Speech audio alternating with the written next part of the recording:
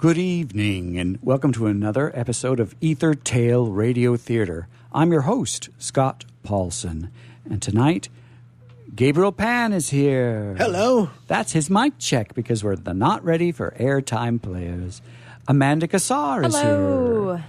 That's her mic check, and I actually had to steal Melanie Peters' mic, but but it'll work when I shove it over towards your way. So, but I do want to check this out. Is this going to sound like anything?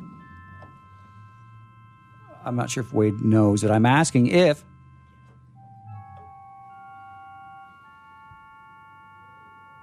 So maybe if I remove this mic and lay it down here. Our mic checks galore. Just lay it. Okay. Oh, wait, so that's sort of okay. That's all right. I'll just play badly today and not worry about it. Welcome. Tonight, we're doing another one-act play from 1911. Oh, the 1911s. Oh, my. And it's entitled to be titled St. Martin's Summer, a comedy in one act by Cosmo Hamilton. Isn't it time to bring back a name Cosmo as a name besides just a drink, everybody there listening in Radioland? And it's a three-character play plus one sort of offset voice, which I'll do. I should just admit you all what the scene is going to look like. We're in a charming room. The scene is laid in the smoking room of Chilworth Park. One morning in early autumn. Oh, the room is beautiful with a Dutch fireplace, a window through which the sun pours in. There's several old bits of oak furniture, an armoire, an old table covered with the papers and weeklies, a writing desk upstage, a large armchair in the line of sunlight opposite to the fireplace. And when the curtain rises, Enid, a young girl, pretty, quick, full of life and energy, is seated at the writing table, addressing an envelope. When done, she blots it with a bang and thrusts a letter in it, jumps up and runs to the window. She gives a sharp whistle and beckons. Jack! I say, Jack, I can't come for half an hour. Isn't it rot? Tell me. What? I know I did. But Father's got to see his agent and has told me off to keep the Colonel and Mrs. Allingham amused until he's free. Frightfully sorry. And look here, it isn't for you to look surly. What price? Me. The Colonel's a darling, and Mrs. Allingham's the sweetest thing on earth. But I never know what to say to old people. What? What? Aren't they? Oh, well, they seem old to me. I agree with Jack, my child. Sensible young man, Jack. You've heard? Mrs. Allingham and I are not old people. I'm awfully sorry. Ha! Old people. I'm most awfully... Shun! 6 paces to the front. Quick march. Please forgive me. Old people, are we? By Jove, how history repeats itself. When I had the run of this dear old place, 1819, good Lord, it's 20 years ago. I remember being asked by your father, then in the spring of his life, like you, to stay in this very room at this identical hour, and keep some of your grandfather's guests amused, as you've been asked. There were 3 of them, and they were all fine, strong, upstanding fellows, like me, and I thought that they were old. Antediluvian, and funked it, as you do. Now, I know that they were not only not old, but not even autumnal. But they were enjoying their St. Martin's summer as we are. Will you withdraw your libelous remark? Consider it scratched. I'll never say that you're old again, and I won't even think it. Then you can go and leave me to amuse Mrs. Allingham until your father's free. Don't you want me to stay? Oh, I want you very much to stay. I want to renew our friendship. Did you know me then all those years ago? Certainly I did. But I wasn't born 25 years ago. Perfectly right. But I'm a friend of the family, and I knew you some years before you were born.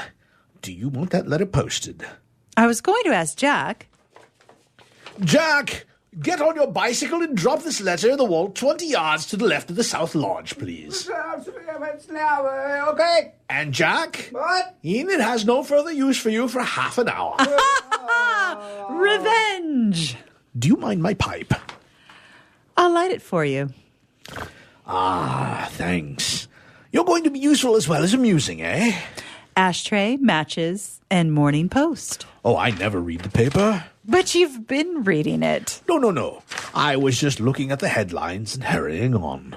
On my way down last night, I drew a picture of you in my mind. Am I like it? Exactly. Except the face. Yours is like mine, but better. You have your mother's eyes, your father's nose, your mother's ears, and your father's tongue. I said I was sorry. You've nothing to be sorry about. Your father has the gift of saying that things that win all hearts. When he was 10 and I was 9.5, he called me a silly ass.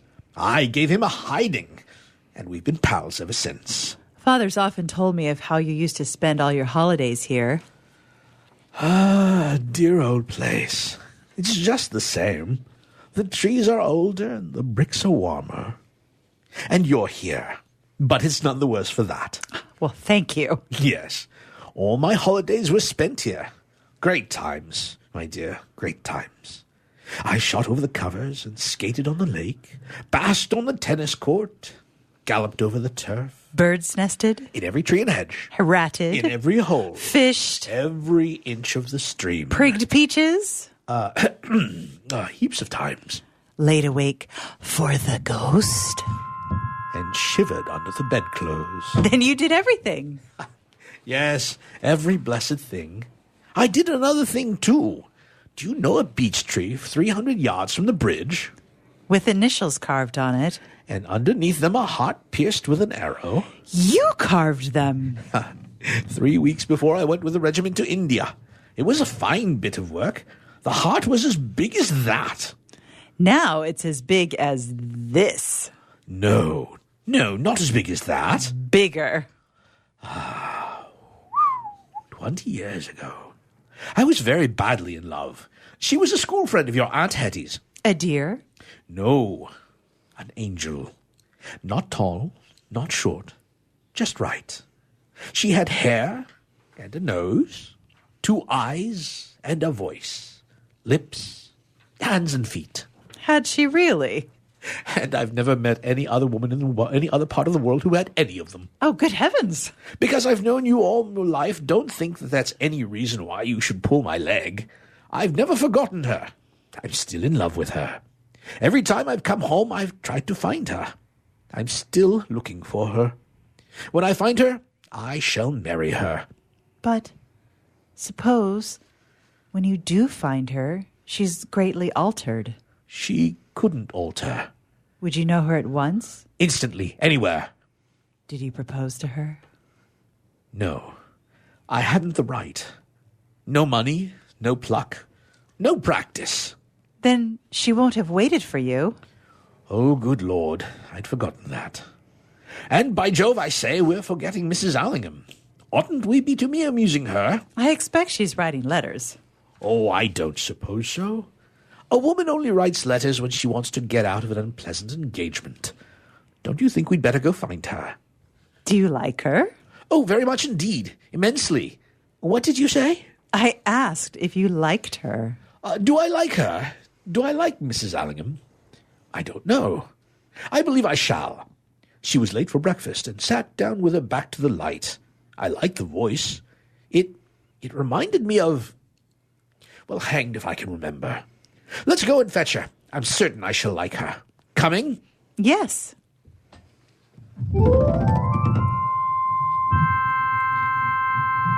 Oh, here you are, Mrs. Allingham. Yes, here I am, as large as life. You've been smoking a pipe.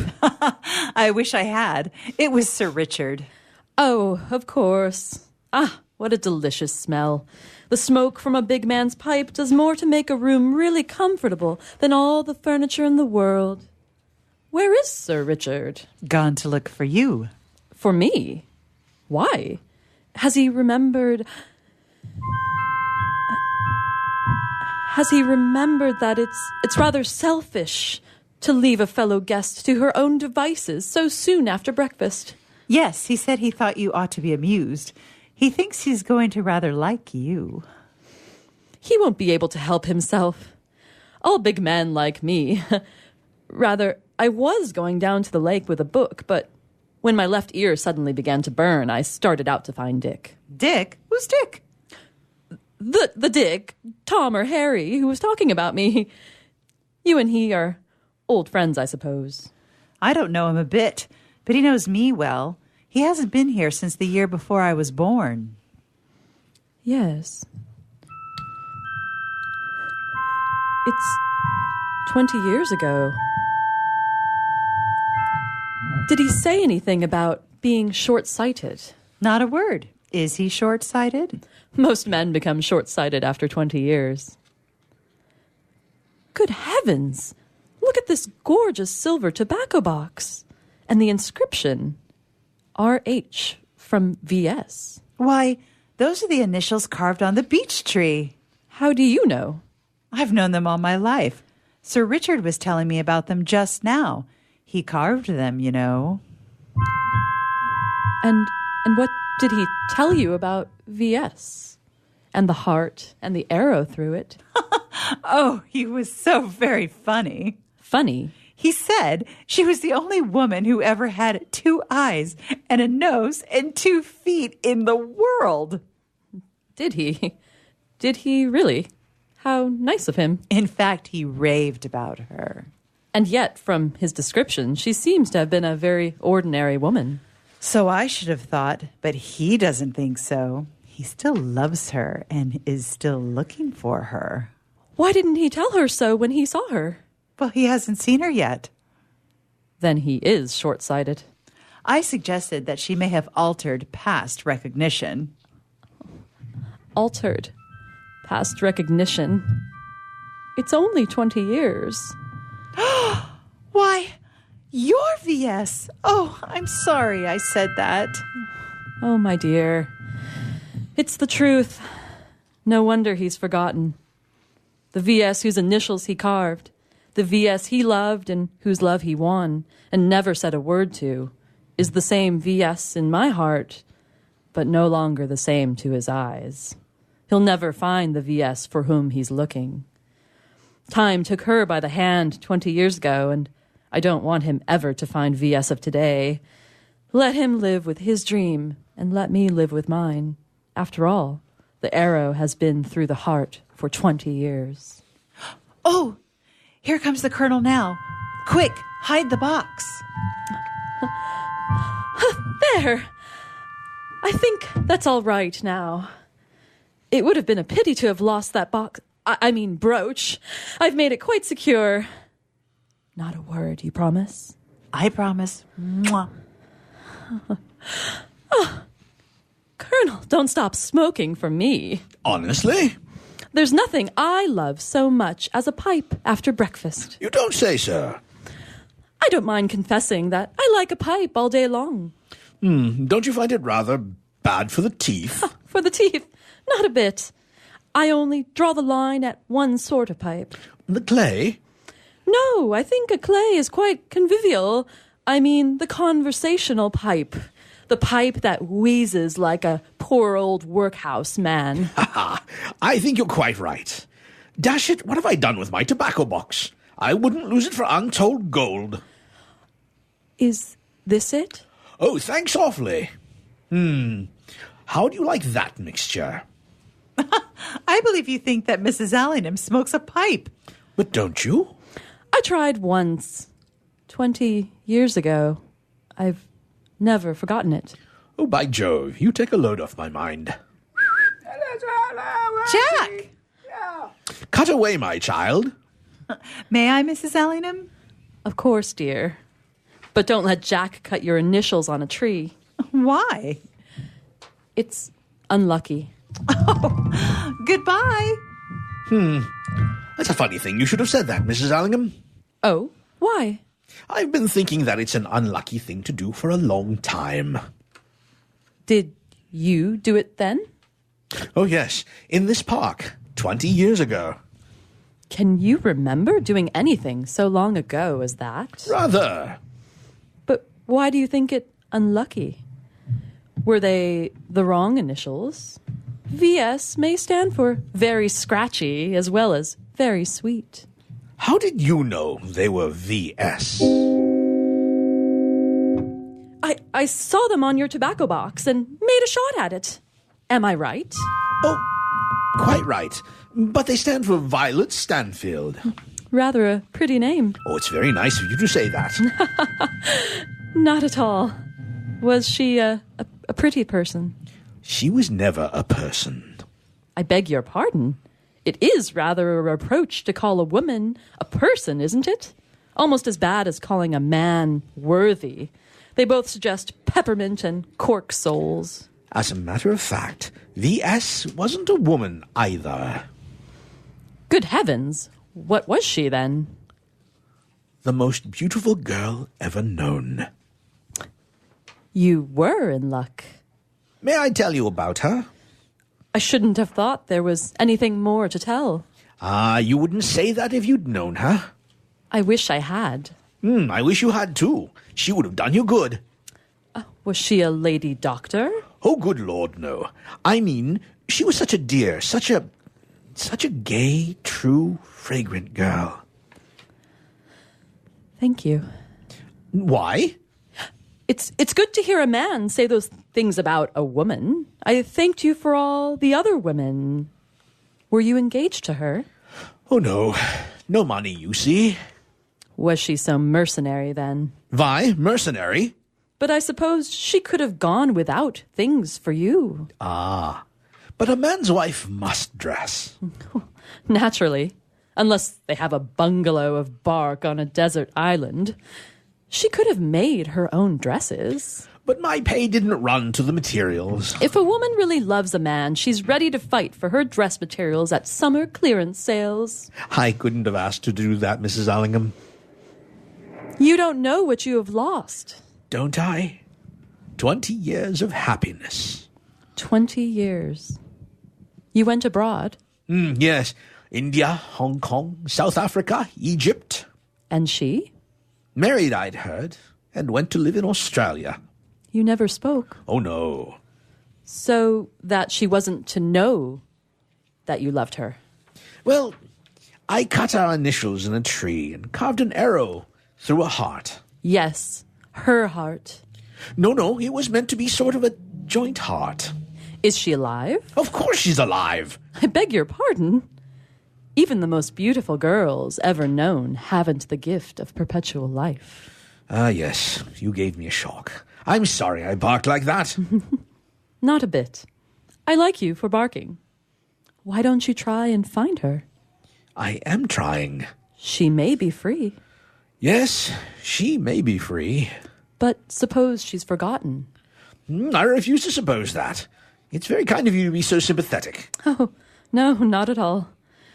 I suppose you would know her if you saw her. Oh, anywhere, instantly. Really? She won't be the most beautiful girl ever known now, you know. I beg your pardon. She won't have altered a day. She really seems to be a very wonderful woman. It's very good of you to be so interested. The whole thing seems to me to be so sad. Sad? Mrs. Allingham? For the girl, I mean. 20 years ago, you and she loved each other. You never said a word because you thought more of her dresses than her happiness.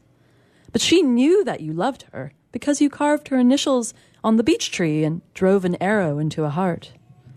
It was all very well for you. You had your work and your career, and they filled your life during these 20 years. But what of the girl? She waited and waited and waited. But still there was never a word. For years she said, tomorrow. There is tomorrow. But all the tomorrows became todays until she said, yesterday. It was yesterday. She watched you in India and Hong Kong, South Africa. Those black days. And in Egypt. Up the ladder you went, brave and strong. but he had forgotten, she said, waiting at home.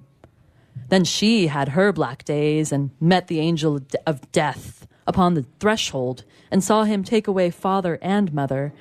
And she was lonely and without a tomorrow. And at last, old Robin Gray came a-courtin' o' me. Oh, Vi, it is you. Dick. I should have known you anywhere, Vi. So it seems, Dick. And you haven't altered a day. I'm glad you think so, Dick. I love you, Vi. Thank you, Dick. And so ends our romantic story here at St. Martin's summer retreat. So wonderful that Colonel Sir Richard Hawkhurst finally has his beautiful Mrs. Allingham, and Enid Chilworth has her Jack. Oh, we lived through it, everybody. Ta-da! So thank you for joining us for that play tonight, ladies and gentlemen. We do have some time to fill. I think we won't bother to fill our normal full hour because we're all very tired. There's been a time change, and we're worried about April Fool's Day coming up, and then we're just nervous about who's going to be a trickster on Europe us. is going to go ahead, is actually thinking about going ahead and canceling the time change, daylight savings time. Yeah. Yes, Europe is we all might want to jump aboard for that, and it's. I have to remind our radio friends here at the table that you can only be heard if there's a microphone, and I want to hear every word you have to say, everybody. So we'll all share. Because we all want to support this idea of no more changes of time. It's just too confusing for me. So since April Fool's Day is coming up, have any of you been ever pranked on April Fools that you can recall? Or has Amanda Qassar, I suppose, no one has ever dared to try to prank you on April Fool's Day. I would hurt them. They wouldn't live to tell about it. What about you, Melanie Peters? No one? I mean, just silly ones as kids that were, so stupid and not really a prank. More just like, your shoes are untied. Yeah, no. I remember once I almost accidentally pulled a prank. I offered to take up the big administrative office of the library at UC San Diego, the guys at the library administrative office, and none of them had seen the carol on the chimes on the roof of the library. So, we all walked up all the stairs involved, and then I started fumbling around for my key, and I really thought I had forgotten the key, and that's when everyone suddenly accused me of doing an April Fool's prank. And that would have been a good one, huh? Take them all up and say, I don't even have a key. See, none of us are allowed on the roof. But I did have a key. We did go up.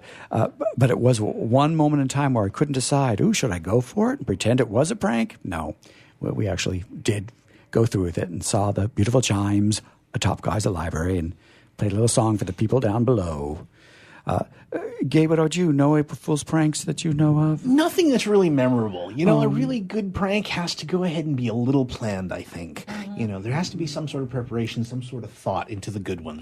I see. And I think none of them are good, actually. They're all evil. So I think it's good that none of you have stories to tell about it. I approve. I approve entirely. When I heard that you'd have us talking about April Fool's Day, I found a story online about the spaghetti tree hoax. Yes, I have. And people can actually go on YouTube and see footage of it. But tell us in your own words, Amanda Qassar. Paraphrased from the source of all knowledge, Wikipedia. Yes. Mm-hmm. So there was a current affairs program called Panorama, Panorama. on the BBC. And on April Fool's Day in 1957, they had a feature about a family in Switzerland harvesting spaghetti from their spaghetti tree. And I guess spaghetti was a delicacy in Great Britain at the time, and yes. It came in tins with tomato sauce all mixed up already. So no one knew where it came from or what it was. Or got it. Right. So apparently hundreds of viewers called the show the next day asking about where they could get their own spaghetti tree. Yes. And you can go on to online now on Al Gore's interwebs and look up that incident and actually see the footage that people saw. It's a very magical, tinsel-like moment of families harvesting spaghetti from their trees. In the South, they often make a joke about that involving grits, where grits come from like a gourd or a melon-like thing, and they can fool you like that. And if you ever have been a Boy Scout or some sort of a scouting operation where you camp, there's always this grouse hunting moment where somebody, and it's usually a camp leader, has this device. It's like an empty coffee tin with a long, coarse rope affixed inside, and it's like a monkey drum where if you just rub a wet finger or a wet rag inside along the rope, it creates this bear-like growl. And there was always that moment where it would scare all the new campers, and everyone was in on it except for the ones who weren't, if that makes sense to you. Right. So there are things that can happen. What I find interesting about the spaghetti tree hoax, too, is that it seems that a lot of the people who were taken in by it were taken in because the voiceover was done by a respected broadcaster named Richard Dimbley. Oh, curse him. Curse you, Richard Dimbley, for fooling your own people. It's interesting what an authoritative, trusted voice, what kind of power that can have. Well, and on the BBC. Yes. Well, and that's the whole explanation, too, for some of the hysteria behind that broadcast on Halloween-een of War of the Worlds. Yeah. It wasn't on Halloween. It was on Halloween-een. And in Orson Welles' play that he wrote, if you just tuned in at just the wrong time, you just thought it was a real broadcast of a real ballroom and a real newsman talking and real problems to go. Find that authoritative voice and pay them properly, and look what can happen. Hysteria. I guess War of the Worlds isn't in the public domain yet. You can do the radio. You can do the radio play very cheaply. If you really ask for permission, it's fine. Huh. It's not.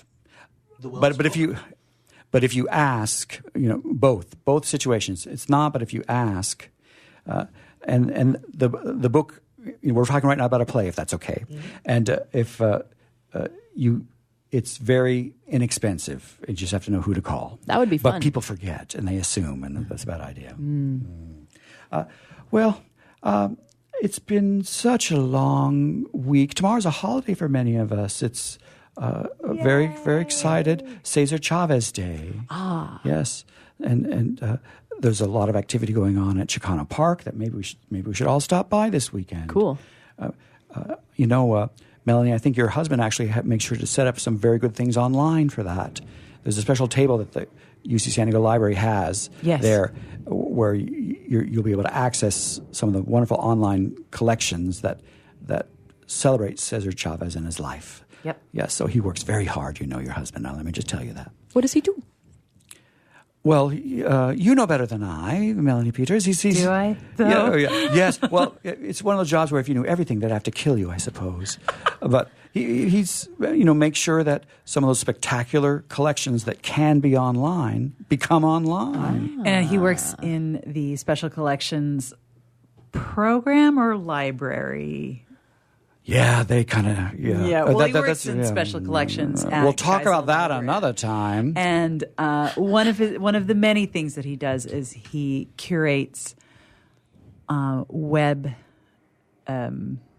content for some of the collections that are held there, like Dr. Seuss Goes to War, letters from the postcards from the front from the Spanish Civil War. Wow. Et cetera, et cetera. Yes, sometime you should type library.ucsd.edu, and that can be a gateway into some of these wonderful things to look at. Too much talk about work.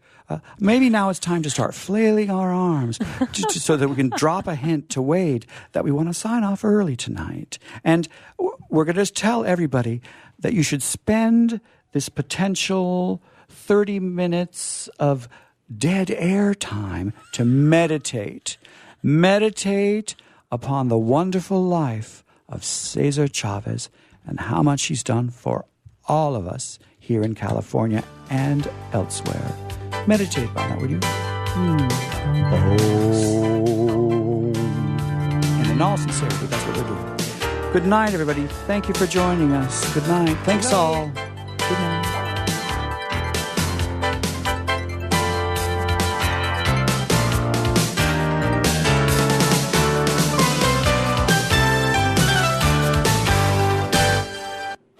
Attention coaches, authors, speakers, and business owners. Please pay close attention to what I'm about to say if you want to secure massive visibility fast and generate thousands of highly qualified leads without spending a dime on advertising or marketing. The easiest way to make this happen is to appear as a guest on the world's most popular podcast. We recently came across an awesome resource that provides detailed contact information for 240 new media influencers who are looking for guests just like you. It's called the Ultimate Directory, and for a limited time, you can get the preview edition of the directory absolutely free. That's right.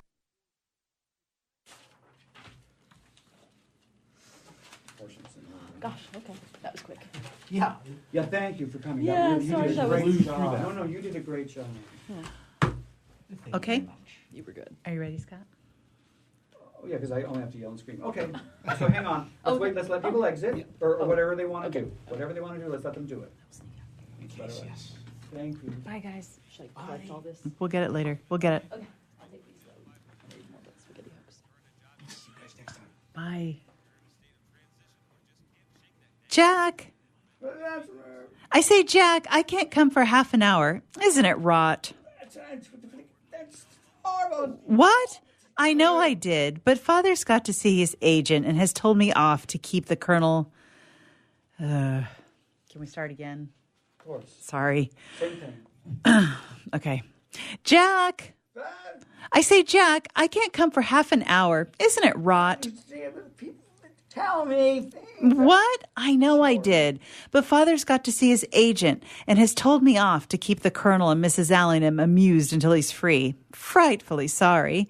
And look here, it isn't for you to look surly. What price? Me. The Colonel's a darling, and Mrs. Allingham's the sweetest thing on earth. But I never know what to say to old people. What? Aren't they? Oh, well, they seem old to me.